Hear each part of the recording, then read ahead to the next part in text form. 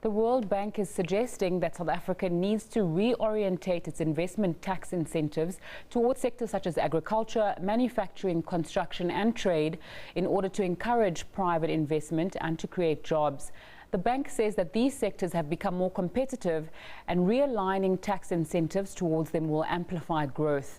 The bank was briefing legislators in Parliament today ahead of next week's much anticipated budget statement by Finance Minister Pravin Gordhan.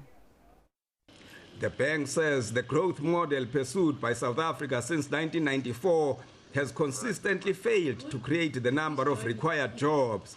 It suggests that private investment is the main variable capable of influencing growth. It's warned that should investment remain weak, this would further undermine growth and raise the likelihood of ratings downgrade.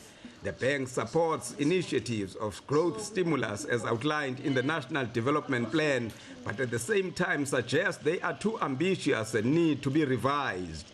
Yes, it has to be revised, but it's still a process that needs to be pursued, to be refined, to be revisited based on evidence, to look for what works, what doesn't work, what can be done in the next 13 years to advance as much as possible towards the goals that you set for yourself. The World Bank also warned that the country's unemployment rate is still dangerously high.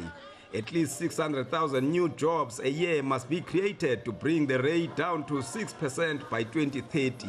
We pay particular attention to the manufacturing sector because it is a sector that typically has a lot of what we call multiplier effect. When you create one job or you create value addition in this sector, you create a lot of job indirectly in other sectors. It is good for your exports and your balance of payments, and it is good as well for job creation. However, the bank foresees a modest recovery for the current financial year.